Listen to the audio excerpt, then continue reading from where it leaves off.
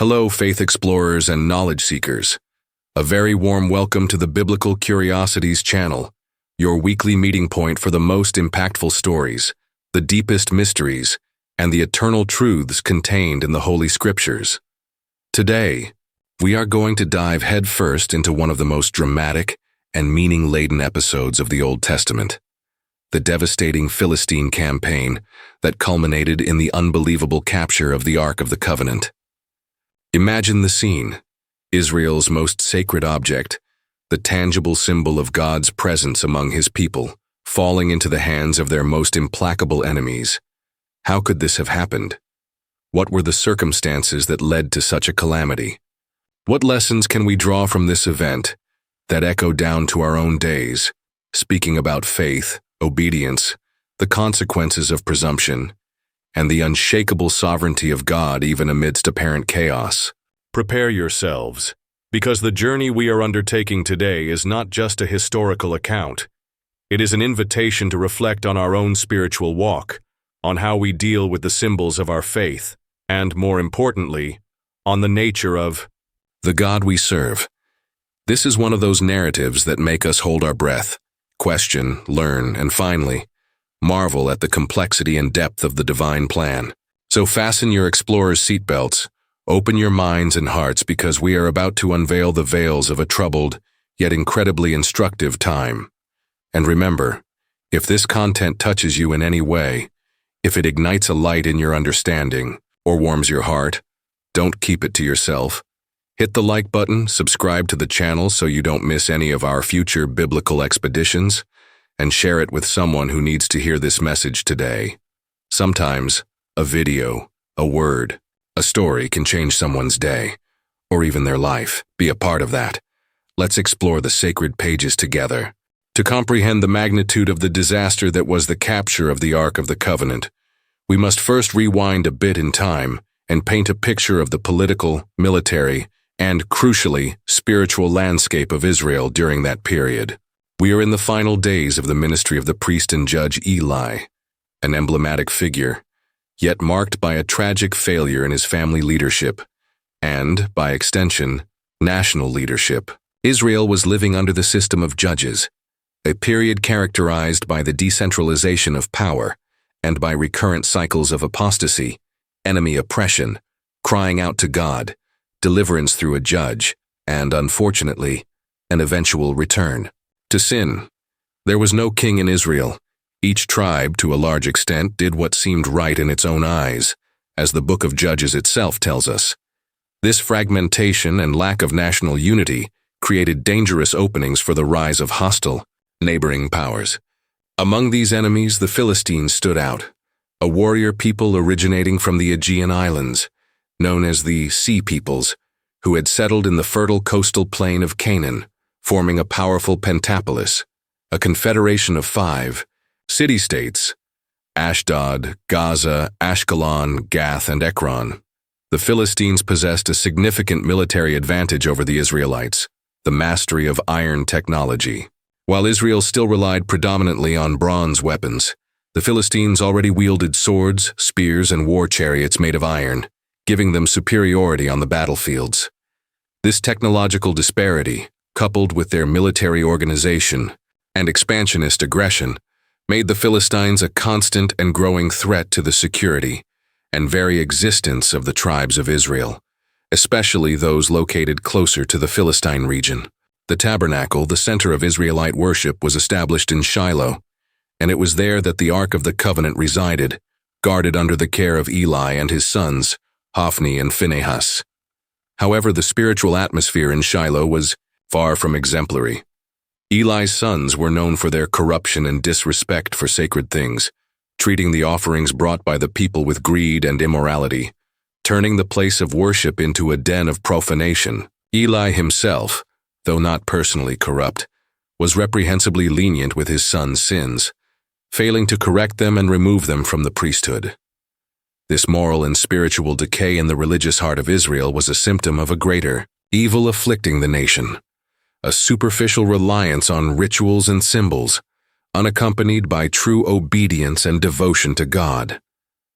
The people, in general, had distanced themselves from the precepts of the Mosaic Law, and the spiritual leadership was compromised. It is in this context of military fragility, political disunity, and above all, profound spiritual decline, that Israel decides to confront the Philistines in battle, a confrontation that would prove catastrophic and painfully expose the true condition of the chosen people. The tension was palpable, and the specter of a large-scale conflict hung in the air, waiting only for a spark to ignite the region. Israel's spiritual negligence, combined with Philistine arrogance and military, might created a perfect storm, a tempest whose consequences would be felt for generations to come. Eli's failed leadership, the corruption of his sons, and the complacency of the people formed a somber backdrop for the events that were about to unfold. The nation was spiritually sick, and this sickness was about to manifest itself tragically on the battlefield, where the absence of true divine protection would be brutally exposed. The mere possession of sacred symbols, as would be seen, was no guarantee of victory when the hearts of the people and their leaders were far from God. This was a vulnerable Israel, about to learn a harsh lesson about the difference between religiosity and a genuine relationship with the eternal. Trust in appearances and empty traditions, at the expense of justice, mercy, and humility, was about to be severely tested. The scene was one of apprehension, with war clouds gathering on the horizon, and a spiritually unprepared nation heading towards one of its darkest chapters.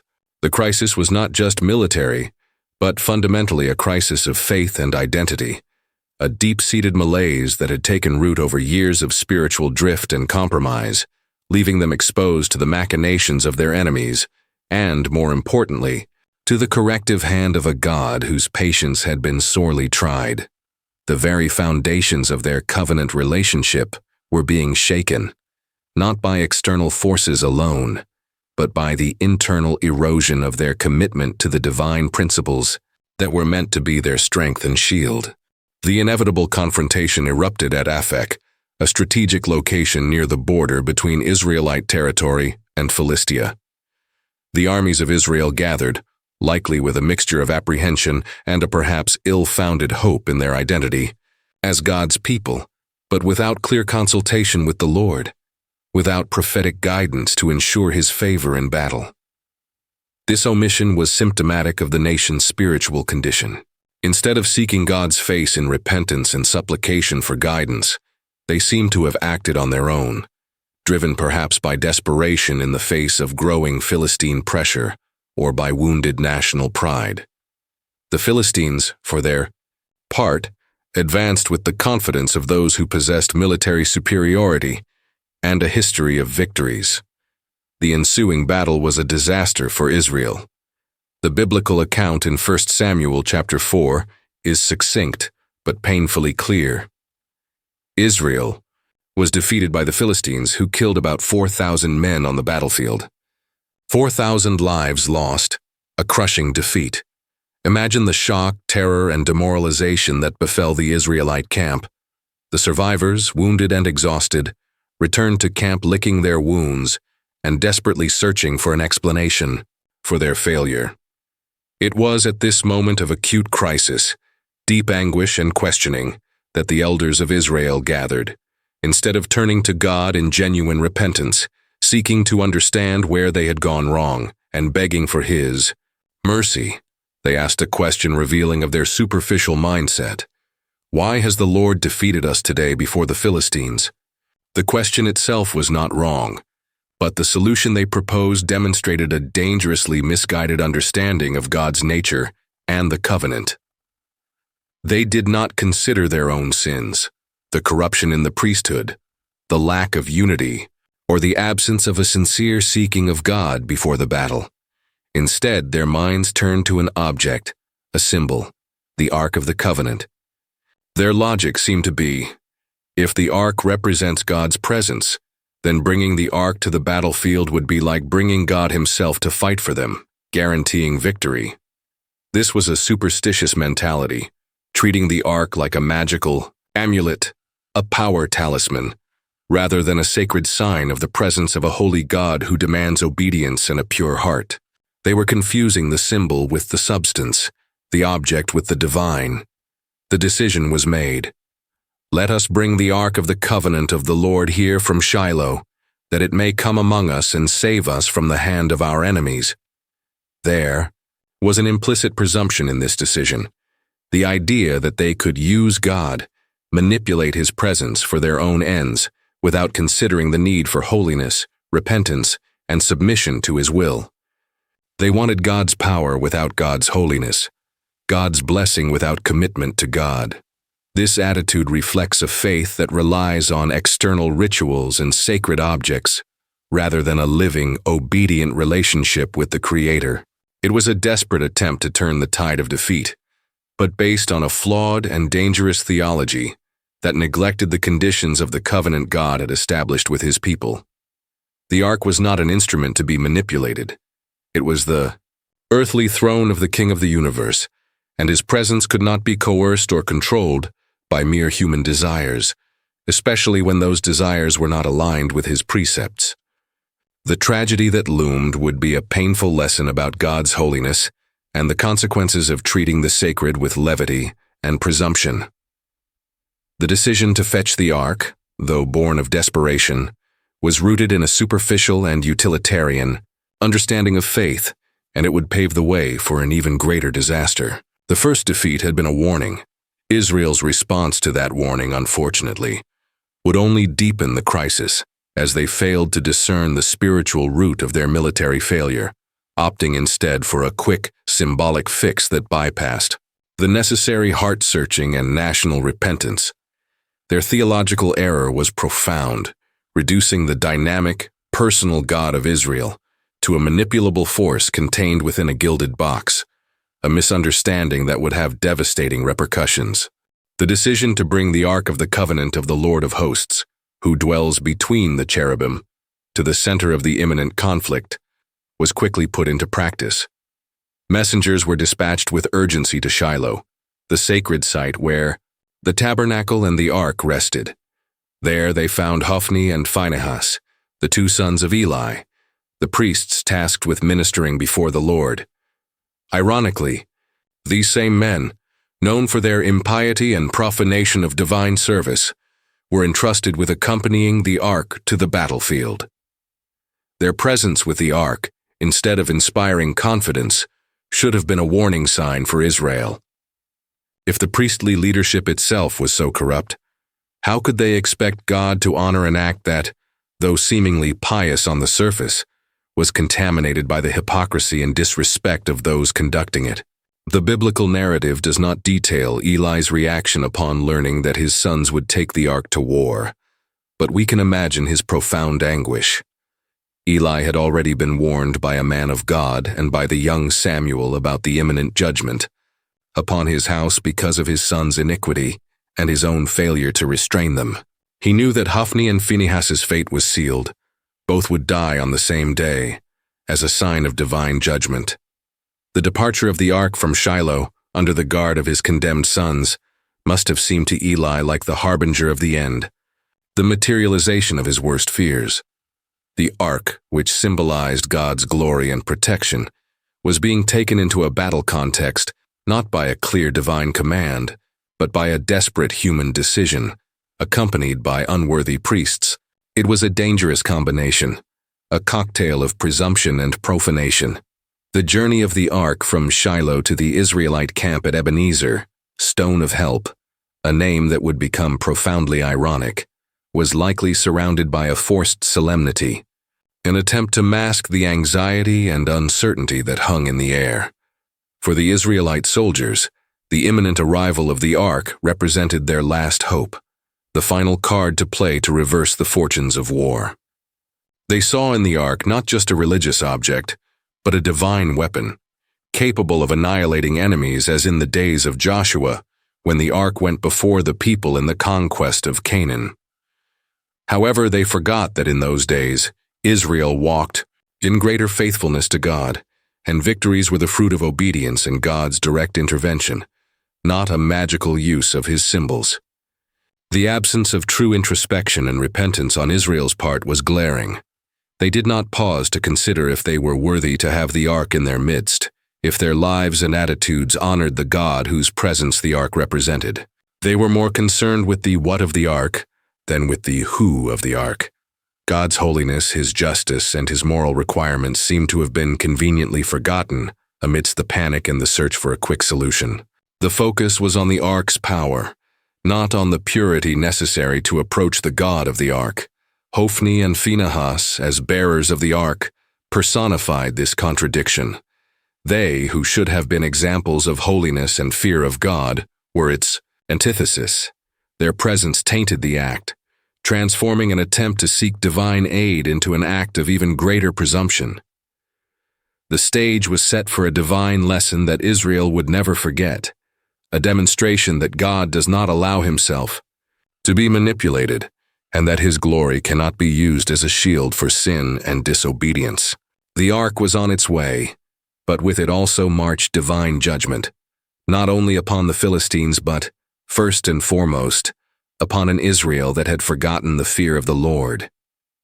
The expectation in the Israelite camp was enormous, but it was an expectation based on flawed premises, and what would follow would be a harsh correction of this distorted view, a painful unraveling of their misguided confidence that would strip away their illusions and force them to confront the true state of their relationship with the Almighty. When the Ark of the Covenant of the Lord finally arrived at the Israelite camp, the impact was immediate and thunderous. All Israel broke out in such great shouts of joy that the earth trembled, reports 1 Samuel chapter 4, verse 5. Imagine the scene, thousands of voices united in a deafening cry, an explosion of euphoria and relief. For the soldiers dejected by the previous defeat, the sight of the ark in their midst rekindled the flame of hope. They believed that now, indeed, with God's presence manifest among them through that sacred object, victory would be certain. Despondency gave way to renewed, almost arrogant confidence. They felt they had the ultimate trump card, the divine guarantee that their enemies would be crushed. The earth trembled, not just with the physical sound of the shouts, but perhaps metaphorically with the weight of false security and presumption emanating from the camp. It was a superficial jubilation, not founded on repentance or a true seeking of God's will, but on the possession of a symbol. They confused emotional fervor with divine approval. All that noise, that demonstration of enthusiasm, was nothing more than an external manifestation, masking a deep internal spiritual crisis. While the Israelites celebrated, the powerful sound of their shouts echoed to the Philistine camp, causing a completely different effect. The Philistines, upon hearing the uproar and investigating its cause, were seized with great fear. "What does this great noise in the Hebrew camp mean?" they asked. And when they learned that the Ark of the Lord had arrived in the enemy camp, panic set in. "God has come into the camp," they exclaimed. "Woe to us! Nothing like this has ever happened before. Woe to us! Who will deliver us from the hand of these mighty gods? These are the gods who struck the Egyptians with all sorts of plagues in the wilderness." This reaction from the Philistines is fascinating and revealing. Although they were pagans and polytheists, note the use of gods in the plural even when referring to the God of Israel, they had knowledge, albeit distorted, of the Lord's great deeds on behalf of Israel in the past, especially the deliverance from Egypt. The reputation of the God of Israel as a powerful and fearsome deity preceded him. The presence of the ark, for them, meant they would have to face not only the Israelite soldiers, but the very God who performed miracles and terrible judgments. The fear they felt was genuine and paralyzing. They recognized, perhaps more clearly than the Israelites themselves at that moment, the power associated with the God of the ark. However, this initial fear of the Philistines did not lead them to surrender. On the contrary, after the initial shock, it transformed into desperate resolve. The Philistine leaders exhorted their troops, "Be strong and be men, O Philistines, lest you become slaves to the Hebrews as they have been to you. Be men and fight. There was a sense that fighting against such a deity would require a superhuman effort, extreme bravery. The alternative, slavery to the Hebrews, a reversal of the order they imposed, was unacceptable. Thus, fear turned into fierce determination. They prepared for battle with the energy of despair, aware that they faced a formidable enemy, both human and, in their perception, divine. Meanwhile, in the Israelite camp, the initial euphoria might have given way to a certain complacency. Believing the ark was an automatic guarantee of victory, they might have neglected military preparations or the discipline necessary for a hard-fought battle. Excessive confidence in a sacred object, disconnected from obedience and true faith, is fertile ground for defeat. God would not be used as an amulet to satisfy the desires of a people who did not honor him with their lives. The irony of the situation is palpable. The Philistines, pagans, demonstrating a fear, albeit superstitious, of the power of the God of Israel, while the Israelites, the covenant people, treated his presence with presumptuous familiarity. The stage was set for a divine demonstration that his glory would not be shared, and his holiness would not be compromised. The festive noise in Israel and the fear in the Philistine camp created a dramatic contrast, both based on perceptions of the ark's power, but neither side fully understanding the sovereignty and purposes of the God it represented.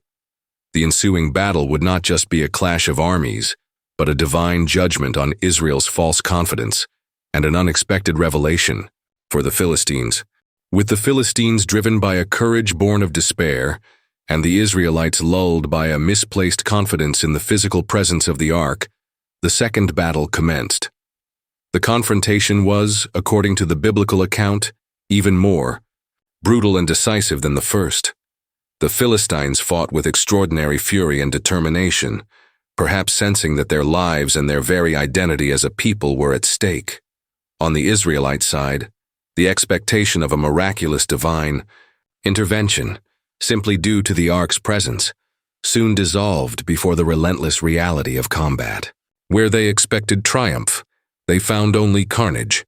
The text of 1 Samuel chapter 4 verse 10 is direct and devastating. So the Philistines fought, and Israel was defeated. Every man fled to his tent, and there was a very great slaughter. For there fell of Israel 30,000 foot soldiers, 30,000 dead, a staggering number, representing a catastrophic loss of life and a national humiliation unprecedented in recent memory. The previous defeat, with 4,000 dead, had already been a hard blow, but this second defeat was an annihilation. The presence of the ark not only failed to guarantee victory, but also seemed to have intensified the enemy's fury and the magnitude of the tragedy. Israel's army was completely shattered, and the survivors dispersed in panic, each seeking refuge in his own tent, an image of desolation and total collapse of military organization and morale. The false security provided by the ark evaporated, leaving behind a trail of blood, death, and despair. The lesson was terribly clear. God is not an amulet to be manipulated. His presence cannot be coerced by rituals or the possession of sacred objects if there is not a heart turned towards him in obedience and holiness. Israel had tried to use the ark as a shortcut to victory, a substitute for repentance and true faith, and the result was an even greater catastrophe. The defeat served to expose the depth of Israel's spiritual crisis. It was not just a matter of military tactics or inferiority in weaponry. It was a matter of a broken relationship with God. They had profaned the sacred by trying to use it for their own ends, without considering the holiness and sovereignty of the God whom the ark represented. This shocking event should serve as a stern warning against any form of superficial religiosity, where the symbols and rituals of faith are valued more than the very essence of faith, a living, obedient relationship with God. The defeat did not mean that God was weaker than the gods of the Philistines, as some might erroneously conclude. On the contrary, it meant that God is so holy and just that he would not hesitate to allow the defeat of his own people and the apparent profanation of his sacred symbols to teach them a vital lesson about his nature and his ways. He was demonstrating that his honor and his glory do not depend on Israel, but that Israel's well-being depends entirely on their faithfulness to him. The battlefield at Ebenezer became a cemetery for Israelite hopes and a grim testament to the consequences of presumption. The shouts of jubilation that had shaken the earth with the ark's arrival were replaced by the groans of the wounded, the lament of the dying, and the terrifying silence of defeat. The land that was supposed to be a memorial of divine help became a symbol of abandonment and judgment. The full extent of the disaster, however, had not yet been revealed. Beyond the loss of 30,000 lives, something even more unthinkable was about to happen, something that would shake Israel to its foundations and redefine its understanding of God's presence.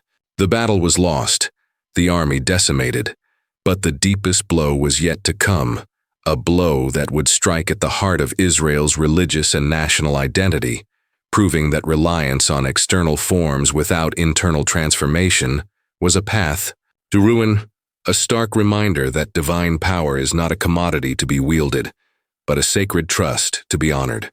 In the midst of the chaos and carnage of the Israelite defeat, the unthinkable occurred, the ultimate sacrilege in the eyes of any faithful Israelite. The Ark of God was captured. 1 Samuel chapter 4, verse 11, part A. That object, which represented God's throne on earth, the epicenter of his manifest presence among his people, the ultimate symbol of the covenant, fell into the hands of pagan enemies. It is difficult for us today to gauge the psychological and spiritual impact of this event on the Israelites of that time. It was as if God himself had been defeated and captured. The ark, which should have been the source of their strength and protection, became a war trophy for the Philistines. This was not just a military defeat. It was a theological crisis of immense proportions. How could the Almighty God, who parted the Red Sea and brought down the walls of Jericho, allow his own dwelling place to be profaned in this way? The capture of the ark was a silent yet eloquent testimony to the depth of God's displeasure with Israel's spiritual condition. He was willing to allow his name to be seemingly dishonored in the eyes of neighboring nations, to discipline his people and purify them of their presumption and sin. It was a radical demonstration that his presence is not unconditional or automatic, but requires holiness and obedience. He would not be an accomplice to Israel's hypocrisy. The fall of the ark into Philistine hands was, therefore, a severe judgment, but also a disguised act of mercy, as it aimed to lead Israel to repentance and a deeper, more authentic understanding of who God is.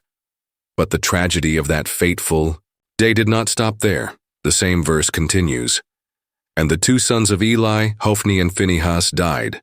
1 Samuel chapter 4, verse 11, part B.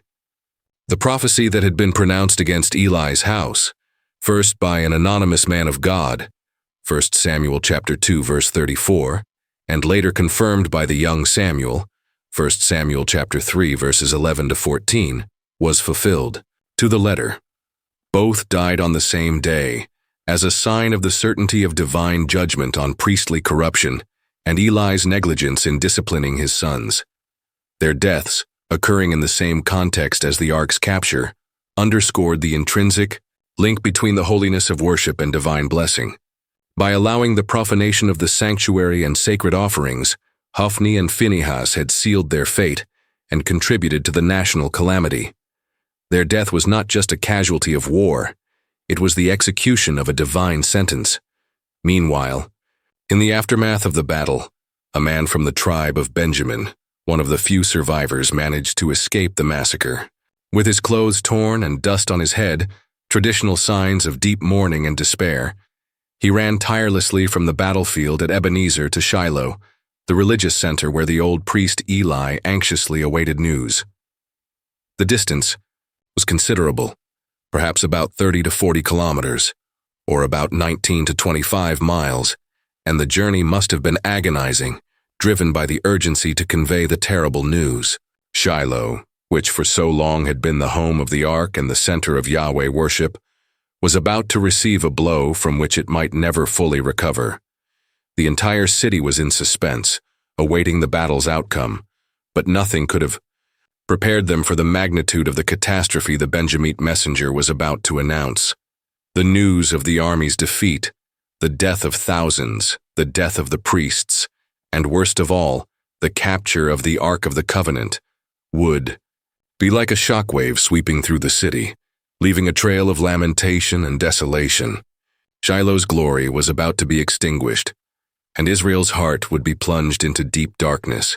The arrival of this messenger would mark the climax of the tragedy and the beginning of a period of mourning and reflection for the entire nation. The ark's absence would be felt as a profound void, an open wound in Israel's soul, a tangible sign of divine displeasure that cut deeper than any military loss. The Benjamite messenger, exhausted and covered in dust, finally reached the gates of Shiloh. As he entered the city, his hurried words and desolate appearance quickly spread panic. The whole city cried out. 1 Samuel chapter 4, verse 13. A collective lament that echoed through the streets and reached the ears of the old priest Eli. Eli, at 98 years old, was sitting on a chair by the roadside near the city gate, for his heart trembled for the ark of God. 1 Samuel chapter 4, verse 13. His vision was already failing. His eyes had grown dim so that he could not see. 1 Samuel chapter 4, verse 15. But his intuition and deep knowledge of Israel's spiritual situation filled him with a dark premonition. He feared not only for the lives of his sons or the fate of the army, but above all, for the destiny of the ark. The ark was the center of his life and ministry, the symbol of God's presence he had served for so many decades, despite his failings. When Eli heard the city's uproar, he asked, "What is the meaning of this uproar?" The messenger then hurried forward and reported the news in a devastating sequence. First, the general information. "I have come from the battle. I fled from there. Today." Eli, anxious, asked, "What happened, my son?" And the messenger replied, unraveling the list of calamities. "Israel has fled before the Philistines, and there has also been a great slaughter among the people." This news by itself was already terrible, but worse was yet to come. Furthermore, the messenger continued, "Your 2 sons, Hophni and Phinehas, are dead." The prophecy was fulfilled. Eli's heart, already heavy, must have sunk even deeper. His sons, despite their sins, were his flesh and blood. But the final blow, the news that would seal Eli's fate, was the last part of the report, and the Ark of God has been captured. Upon hearing the mention of the capture of the Ark of the Covenant, the impact was too much for the old priest to bear. As soon as he mentioned the Ark of God, Eli fell over backward from his seat by the side of the gate, and his neck was broken and he died, for the man was old and heavy. 1 Samuel chapter 4, verse 18. Eli's death was tragic and symbolic. He fell backward, as if the news had toppled the very foundation of his existence. His death, on the same day as his sons' deaths and the loss of the ark, marked the end of an era and the complete fulfillment of divine judgment on his house. He had judged Israel for 40 years, but his leadership ended in disaster, a direct consequence of his failure to honor God above his sons. Meanwhile, the tragedy unfolded in another part of Eli's family. His daughter-in-law, Phinehas's wife, was pregnant and near childbirth.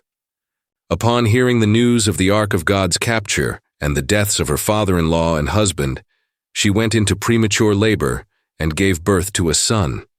In her final moments, as the women attending her tried to console her, saying, "Do not be afraid, for you have borne a son," she did not respond or pay attention. Instead, with her last strength, she named the boy Ichabod, saying, "The glory has departed from Israel." And she explained why.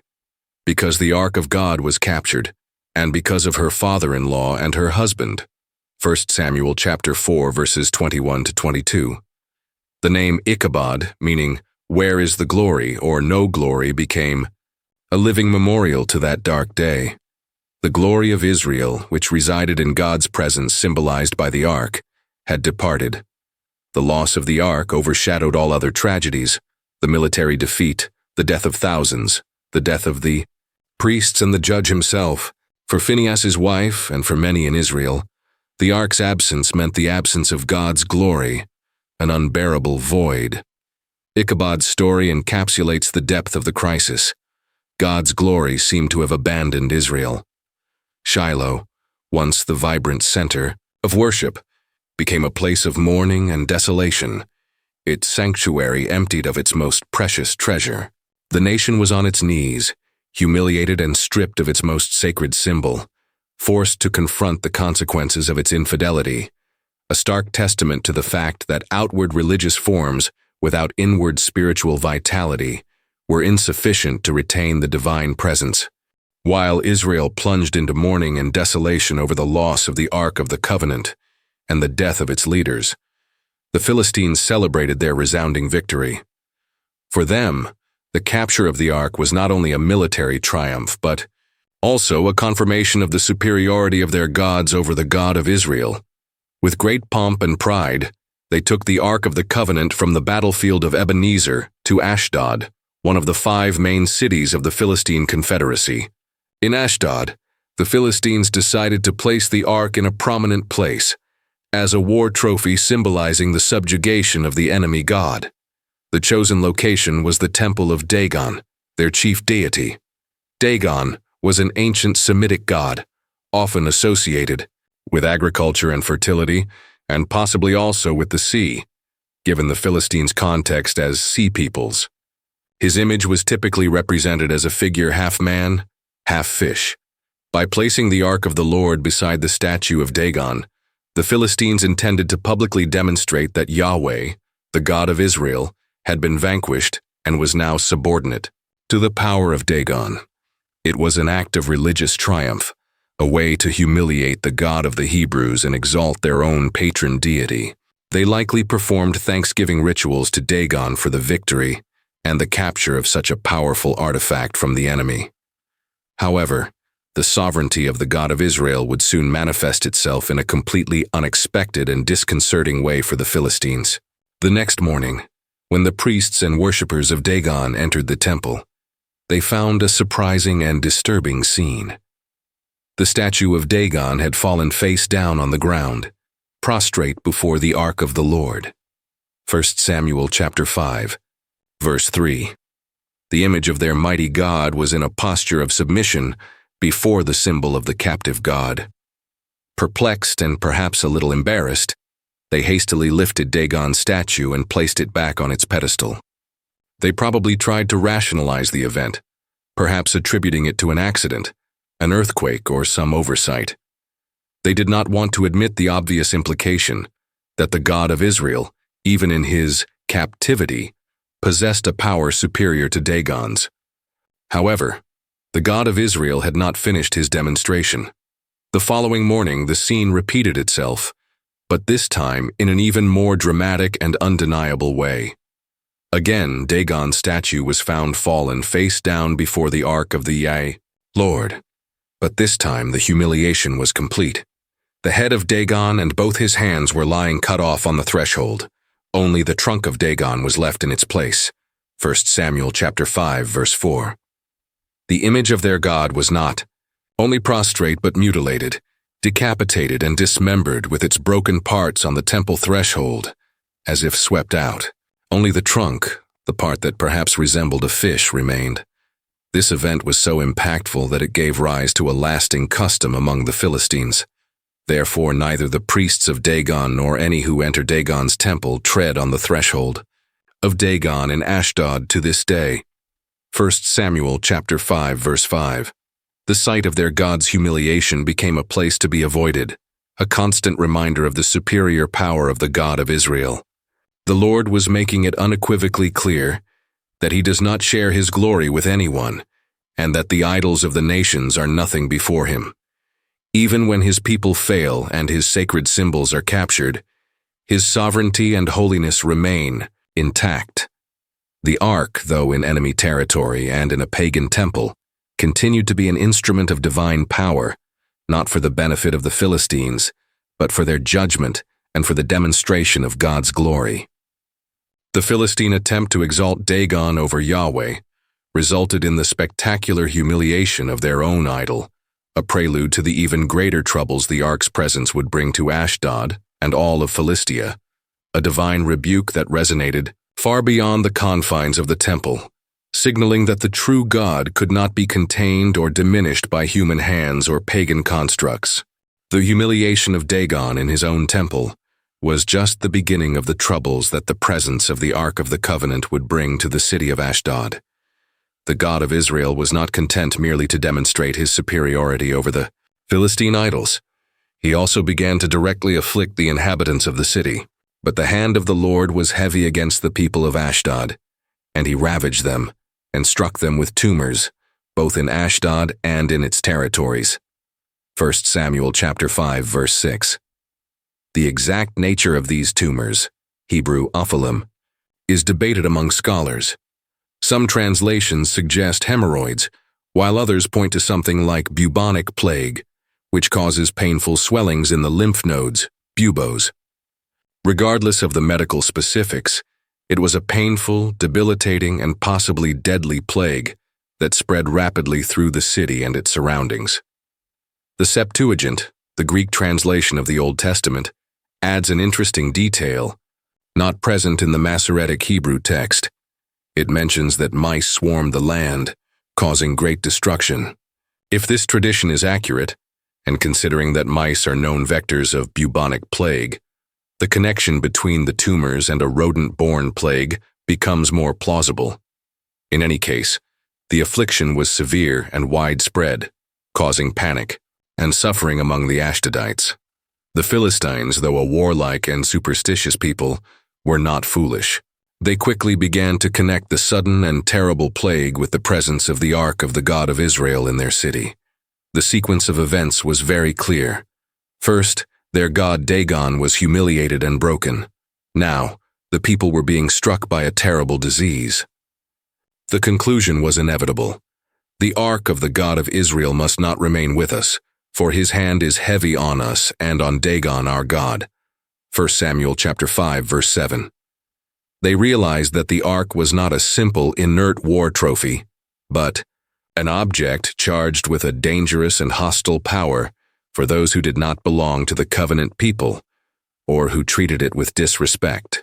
The hand of the Lord was weighing heavily upon them, and the cost of keeping the Ark in their possession was becoming unbearable. What had initially been a cause for celebration and pride quickly turned into a source of terror and affliction. The irony of the situation was stark. Israel had tried to use the Ark as an amulet to obtain victory, and had failed miserably.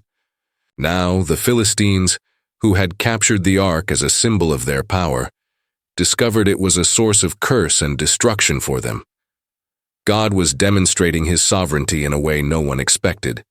He did not need Israel's army to defend his honor. He himself was fighting his own battles in enemy territory, using the Ark as an instrument of judgment against the Philistines and their gods. This situation also served as an indirect lesson for Israel. Although the Ark had been captured, due to their infidelity, God had not abandoned his glory or his power. He was still the Almighty God, capable of subduing his enemies and defending his own name. The Ashdodites' experience with the Ark was a testament to the fear the God of Israel inspired, even among those who did not worship him. The presence of the Ark in Ashdod became an unbearable burden, and the city leaders were forced to seek an urgent solution to rid themselves of that sacred and dangerous object that was bringing ruin upon them. The decision to move the Ark to another Philistine city would be the next desperate attempt to escape the wrath of the God of Israel. But, as would be seen, the problem was not the location, but the Ark itself and the God it represented. The plague in Ashdod was just the first chapter of Philistine suffering, caused by the unwelcome presence of the Ark of the Covenant in their midst, a divine visitation that left them reeling and questioning the wisdom of their conquest. Faced with the escalating crisis in Ashdod, with their God humiliated and their population ravaged by painful tumors, the city's leaders convened an assembly with the lords, or princes, of the other cities in the Philistine pentapolis. The 5. Question was urgent. What shall we do with the Ark of the God of Israel? 1 Samuel chapter 5, verse 8. The answer that emerged from this consultation was an attempt to transfer the problem elsewhere, perhaps hoping that the affliction was specific to Ashdod, or that another city might have better luck hosting the divine artifact. Thus it was decided, let the ark of the God of Israel be brought around to Gath. Gath was another of the 5 major Philistine cities, home to renowned warriors, including later the giant Goliath. Perhaps they thought a city with such a strong military reputation could better withstand the power emanating from the ark, or they simply hoped the problem would disappear with the change of location. And so, the Ark of the Covenant, which had already traveled from Shiloh to Ebenezer, and from Ebenezer to Ashdod, was once again transported, this time to the city of Gath. However, the Philistines' hope that the change of location would alleviate their problems was quickly dashed. As soon as the ark arrived in Gath, the hand of the Lord manifested itself again with great power and judgment. But after they had brought it around, the hand of the Lord was against the city, causing a very great panic, and he afflicted the men of the city, both young and old, so that tumors broke out on them. 1 Samuel chapter 5, verse 9. The plague that had struck Ashdod now repeated itself in Gath, with the same intensity and the same terrible symptoms. No one was spared, from children to the elderly, from the poor to the nobles. The entire city was seized by a very great panic, a combination of terror, confusion, and suffering. The attempt to pass the problem along only spread the calamity. The God of Israel was unequivocally demonstrating that his presence, symbolized by the ark, would not be tolerated with impunity by those who challenged him or disrespected his sacred symbols. The plague in Gath served to confirm that the problem was not geographical, but theological. It did not matter where the ark was within Philistine territory. As long as it remained in pagan hands, as a war trophy, it would continue to be a source of divine judgment. The Philistines were learning the hard way about the holiness and power of the God of Israel. They had captured the ark, but they could not control the consequences of that capture. The ark, instead of being a symbol of Yahweh's weakness, was becoming a testament to his overwhelming power, even in captivity. Each newly afflicted city was further proof that the God of Israel was not like the impotent idols of the nations, which could be carried and manipulated at will. He was a living and active God who defended his own honor and did not allow his name to be profaned. The panic in Gath must have been immense. News of what had happened in Ashdod had certainly already arrived, and now they were experiencing the same terrible affliction firsthand. The initial joy over the victory against Israel and the capture of the ark had turned into a growing nightmare. The Philistine leaders found themselves in an increasingly desperate dilemma: how to get rid of that sacred object that had become a curse to them. The ark of the Lord was proving to be a Trojan horse for the Philistines, a trophy that brought with it more destruction than glory. Gath's experience reinforced the message that the God of Israel was a God to be feared, and that his ark should not be treated lightly. The next stage of the ark's journey within Philistia would only deepen this conviction and lead the Philistines to the brink of total despair. With each move, the reputation of the power of the God of Israel grew, not through his people, but, despite his people's infidelity, through the direct manifestation of his judgment upon his enemies, underscoring his absolute autonomy and might. With the city of Gath plunged into the same panic and suffering that had previously afflicted Ashdod, it became painfully obvious to the Philistines that the Ark of the Covenant was the source of their woes.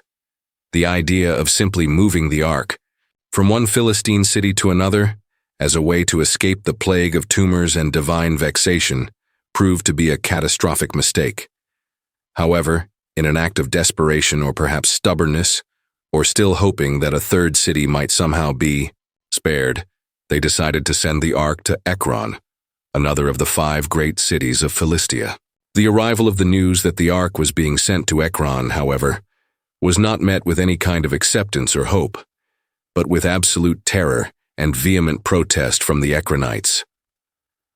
As soon as the ark of the God of Israel approached Ekron, the city's inhabitants panicked and cried out loudly, They have brought around to us the ark of the God of Israel to kill us and our people.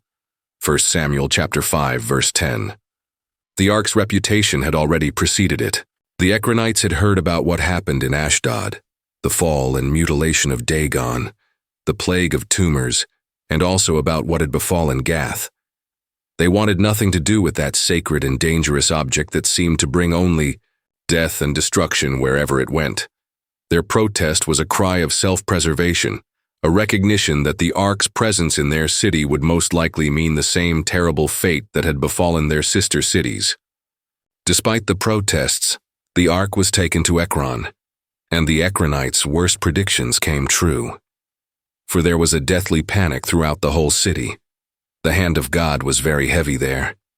The men who did not die were struck with tumors, and the cry of the city went up to heaven.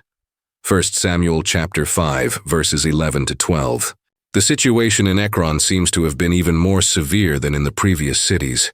The text speaks of deathly panic and explicitly mentions that there were deaths. The men who did not die were struck, suggesting that the plague not only caused painful tumors, but was also lethal for a portion of the population. The suffering was so intense and widespread that the cry of the city went up to heaven, a powerful image conveying the depth of the Ekronites' despair and anguish. They were being crushed under the weight of God's hand, and their cry was a mixture of pain, fear, and a desperate plea for relief. Ekron's experience was the breaking point for the Philistines. 3 of their main cities had been devastated by the ark's presence. The attempt to treat the ark as a mere war trophy had resulted in humiliation for their gods, painful and deadly plagues for their people, and widespread panic that threatened to destabilize the entire Philistine nation. It became absolutely clear that they could not coexist with the ark of the God of Israel. It was too powerful, too sacred, and the God it represented was too hostile to its presence in pagan territory under those circumstances. The Philistine leaders, now confronted with a national crisis of epic proportions, were forced to radically reconsider their approach. The initial arrogance of victory had completely dissipated, replaced by a profound fear and a desperate desire to rid themselves of that object which had become a curse. The ark, which was supposed to symbolize Israel's subjugation, was, in fact, subjugating the Philistines themselves, demonstrating the sovereignty and power of the God of Israel in a way they could never have foreseen. The crisis in Ekron finally convinced them that the only solution was to return the ark to its place of origin, to the people of Israel. But this return would have to be done with extreme care and with an acknowledgement of the power of the God to whom it belonged. The cry that ascended from Ekron was a testament to the futility of resisting the living and true God, a final, agonizing admission of their powerlessness before the divine. After 7 long and agonizing months, 1 Samuel chapter 6, verse 1, during which the Ark of the Covenant journeyed through Philistine cities, leaving a trail of panic, plagues, and death, the Philistine leaders were finally convinced they needed to return it to Israel. The situation had become untenable. The power of the God of Israel was undeniable, and his wrath, manifested through the ark, was devastating the nation. They summoned their priests and diviners, the experts in religious and spiritual matters according to their pagan traditions, and asked them a crucial question: "What shall we do with the ark of the Lord? Tell us with what we shall send it to its place." 1 Samuel chapter 6, verse 2. The very phrasing of the question demonstrates a significant shift in the Philistines' attitude. They no longer referred to the ark as a mere trophy, but as the ark of the Lord, Yahweh, acknowledging, albeit in a limited way, the deity to whom it belonged. The response of the Philistine priests and diviners was cautious and revealing of their fear.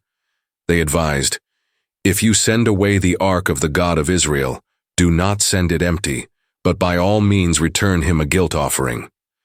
Then you will be healed, and it will be known to you why his hand has not been removed from you." 1 Samuel chapter 6, verse 3. The idea of a guilt offering, Hebrew asham, was a concept present in various ancient cultures, including Israelite, as a way to atone for an offense or transgression against a deity. The Philistines, in their attempt to appease the God of Israel, were willing to adopt practices that might placate his anger. When the Philistine lords asked what this guilt offering should be, the priests and diviners specified, according to the number of the lords of the Philistines, 5 golden tumors and 5 golden mice, for the same plague was on all of you and on your lords. 1 Samuel chapter 6 verse 4. The choice of golden images of the tumors and mice that afflicted them was a form of sympathetic magic, common in pagan religions, where it was believed that offering a representation of the evil or plague could help ward it off. The offering was to be of gold, a precious metal, indicating the value and seriousness of the act. It was an explicit acknowledgement of the cause of their suffering and an attempt to propitiate the offended god. Furthermore, the priests and diviners advised, "So you must make images of your tumors and images of your mice that ravage the land, and give glory to the God of Israel. Perhaps he will lighten his hand from off you and your gods and your land." 1 Samuel chapter 6, verse 5. The exhortation to give glory to the God of Israel is particularly significant, showing how much the Philistines had been humbled and forced to recognize Yahweh's superior power. They even recalled the stubbornness of the Egyptian Pharaoh. "Why then do you harden your hearts as the Egyptians and Pharaoh hardened their hearts?" 1 Samuel chapter 6 verse 6, an impressive acknowledgement of Israel's history and the consequences of defying their God. To ensure the return was acceptable, and to test whether the afflictions truly came from the God of Israel or were mere chance, the priests proposed an ingenious and risky test. They were to build a new cart, never before used, and hitch to it 2 milk cows that were nursing their calves and on which no yoke had ever been placed. The calves were to be separated from them and taken back home. The ark of the Lord, along with a box containing the golden offerings, would be placed on the cart. Then the cows would be released. "And watch," said the priests, "if it goes up on the way to its own land, to Beth Shemesh, then it is he who has done us this great harm. But if not, then we shall know that it is not his hand that struck us. It happened to us by chance." 1 Samuel chapter 6, verse 9. The logic of the test was clear. Nursing cows, separated from their calves and inexperienced with a yoke, would naturally tend to return to their calves or wander aimlessly. If, against all natural instincts, they proceeded directly along the Sion path to Beth Shemesh, an Israelite city on the border, it would be an unequivocal sign of divine intervention. This plan demonstrates the Philistines' desperation and fear, willing to perform a complex ritual and submit to a test that could further confirm the power of the God who had punished them so severely. The Philistines, meticulously following the instructions of their priests and diviners, prepared for the delicate and tense process of returning the Ark of the Covenant. They took 2 nursing cows, upon which no yoke had ever been placed, and hitched them to a brand new cart, constructed specifically for this solemn occasion. Their calves, which would naturally be the focus of the cow's maternal instinct, were separated from them and confined in a pen far from their mother's sight and reach. This separation was crucial for the test. The cow's natural behavior would beat a low and try to return to their young. Upon the new cart, they placed the Ark of the Lord, the object that had caused them so much terror and suffering for the past 7 months. Beside the Ark, they deposited a box containing the golden offerings they had prepared as a guilt offering: 5 golden figures of tumors and 5 golden figures of mice, representing the plagues that had ravaged them and corresponding to the number of the Philistine lords. Everything was ready. The Philistine lords, along with a curious and apprehensive crowd, watched intently. The fate of their nation, or at least the relief from their sufferings, seemed to depend on the outcome of this unique test. The cows were then released, free to follow whichever path they chose. The moment was one of great anticipation. If the cows dispersed, returned to their calves, or took a random path, the Philistines could conclude, with some relief, that their afflictions had been a terrible but natural misfortune. However, what happened next dispelled any doubt and spectacularly confirmed the hand of the God of Israel. And the cows went straight in the direction of Beth-Shemesh. They went along the main road, lowing as they went, and did not turn aside to the right or to the left. 1 Samuel chapter 6, verse 12. Part A. The cows' behavior was extraordinary and unnatural. Completely ignoring their maternal instincts that would impel them to seek their calves, they marched with unwavering determination, in a straight line, along the road leading directly to Beth-Shemesh, a Levitical city located in the territory of the tribe of Judah, on the border with Philistia. They did not hesitate, did not deviate, did not stop to graze. They followed a divinely guided course, lowing as they walked, perhaps expressing their anguish at being separated from their young, yet still obeying an invisible force that guided them. It was a miracle in progress, a public demonstration of God's sovereignty over creation and his clear intention for his ark to return to his people.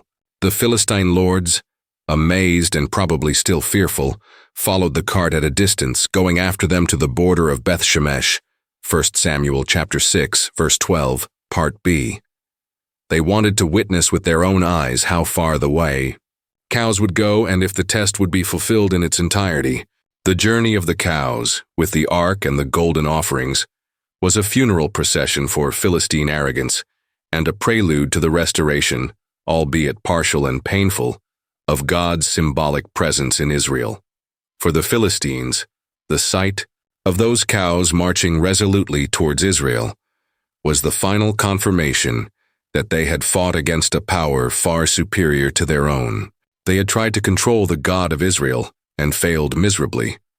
Now they were returning with fear and trembling, the sacred symbol they had profaned, the image of the two cows, guided by an unseen hand, crossing the border and bringing the ark back home, is one of the most vivid and powerful in all the Old Testament, a silent yet eloquent testimony to how God can use even the unexpected, like the thwarted instinct of animals, to accomplish his purposes and manifest his glory. The Philistines' relief upon seeing the ark leave their territory must have been immense, but the lesson learned about the power and holiness of the God of Israel would remain etched in their collective memory for a long time, a stark reminder of the perils of trifling with the divine. As the cows with the cart and the ark approached Beth-Shemesh, the city's inhabitants were busy in their fields, harvesting wheat in the valley. Beth-Shemesh, as a Levitical city, had a population that should have been familiar with the laws and holiness related to Israel's sacred objects, including the Ark of the Covenant. Suddenly, as they lifted their eyes from their work, they saw an unexpected and extraordinary sight, a cart pulled by two cows moving in their direction from Philistine territory. And upon the cart, they recognized with astonishment and indescribable joy the Ark of the Lord. Now the people of Beth-Shemesh were reaping their wheat harvest in the valley, and when they lifted up their eyes and saw the ark, they rejoiced to see it. 1 Samuel chapter 6, verse 13. Imagine the mixture of emotions, shock, disbelief, and then an explosion of jubilation. The ark, which had been lost in battle, the symbol of God's presence that had departed from Israel, was returning. For a people who had lived for 7 months, under the shadow of the ark's absence, feeling abandoned by God, its return was a sign of hope, of restoration, that God had not completely forgotten them. The joy was so great that they interrupted their harvest and ran to meet the ark. The cart continued its divinely guided course until it entered the field of a man named Joshua of Beth-Shemesh, and there it stopped, near a large stone. This site would become a landmark. The Levites of Beth-Shemesh, recognizing the sacred moment and the need for an appropriate response, acted quickly. Then the Levites took down the ark of the Lord and the box that was beside it, in which were the articles, and put them on the great stone. 1 Samuel chapter 6, verse 15, Part A. With reverence, they took the ark and the box with the Philistine offerings. Then, in a spontaneous act of worship and gratitude, the men of Beth-Shemesh chopped up the wood of the cart and offered the cows as a burnt offering to the Lord. 1 Samuel chapter 6, verse 14, Part B. The very cart that had transported The ark was dismantled to serve as firewood, and the cows that had performed the miracle of bringing it back were sacrificed as a burnt offering to the Lord. It was a sacrifice of thanksgiving, a recognition of God's miraculous intervention. On that same day, the men of Beth Shemesh offered other burnt offerings and peace sacrifices to the Lord. 1 Samuel chapter 6, verse 15, part B, celebrating with great fervor the unexpected return of the most sacred symbol of their faith. The 5 Philistine lords who had followed the cart to the border observed all this.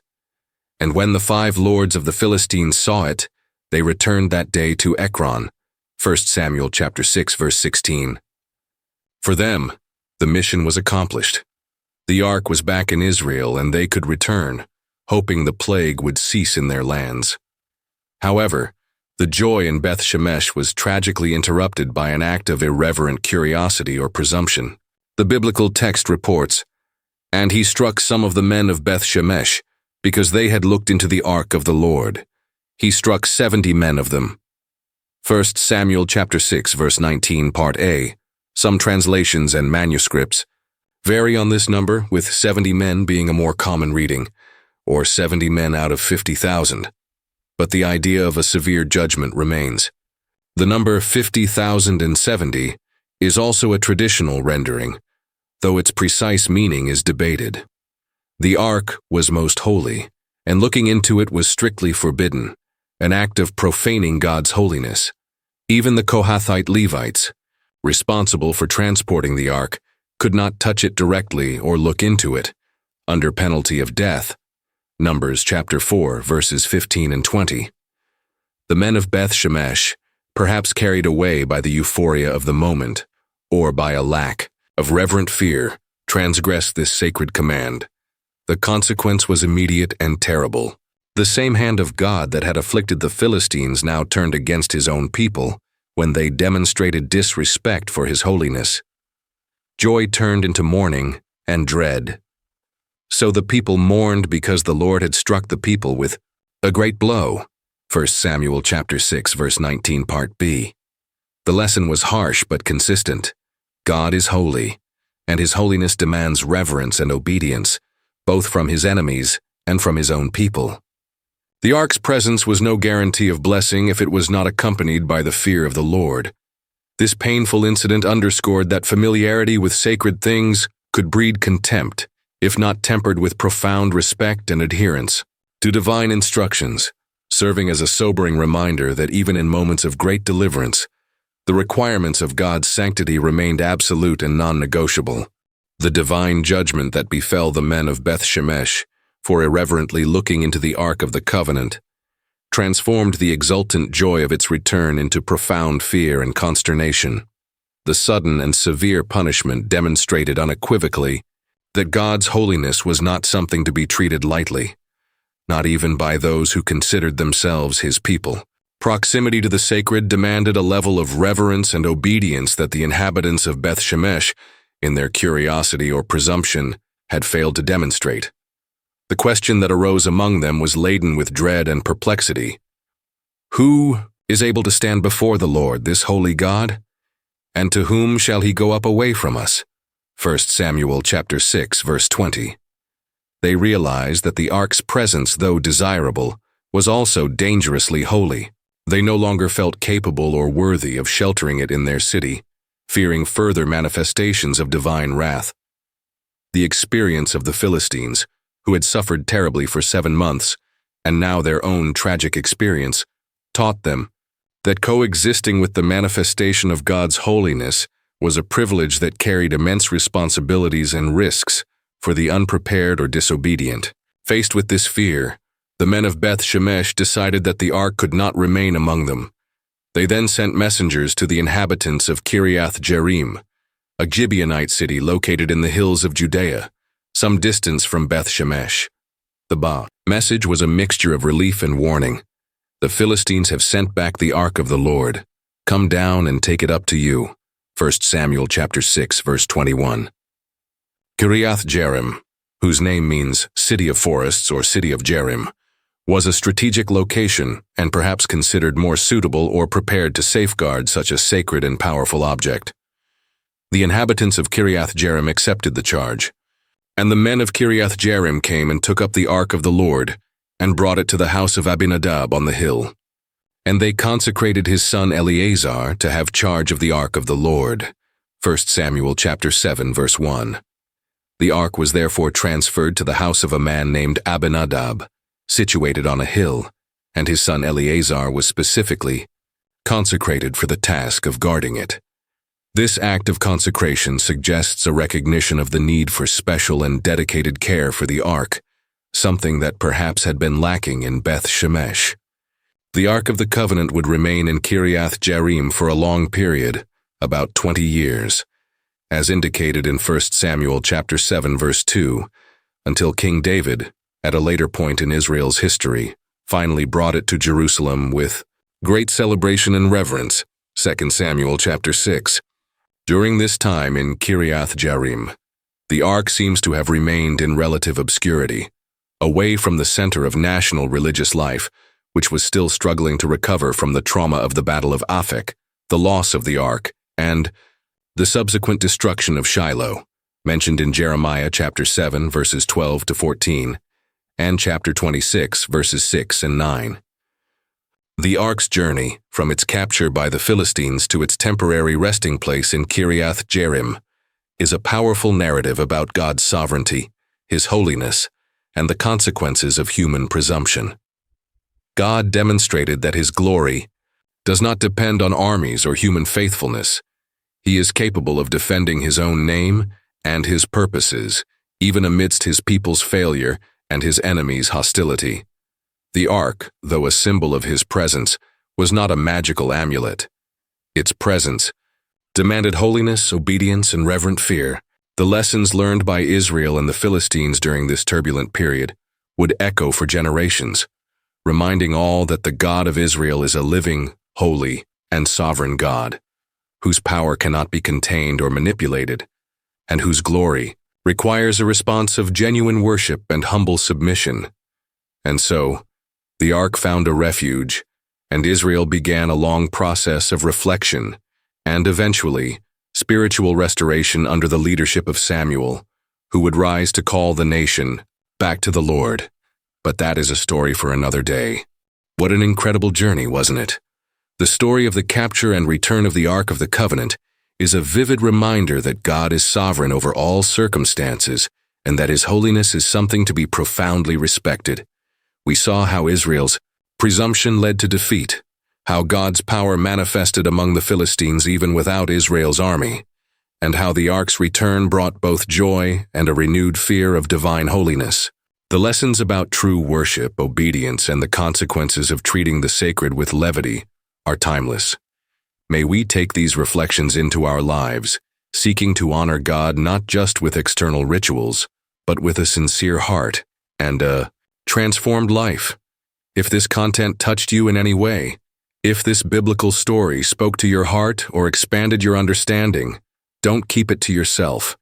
Hit the like button, subscribe to the channel so we can continue exploring the wonders of God's Word together, and share it with someone who needs to hear this today. Sometimes a video, a perspective, can really make a difference in someone's day, or even their life. Be a part of this mission to spread knowledge and inspiration. Thank you so much for your company, and until our next biblical curiosity, may the grace and peace of the Lord be with you all.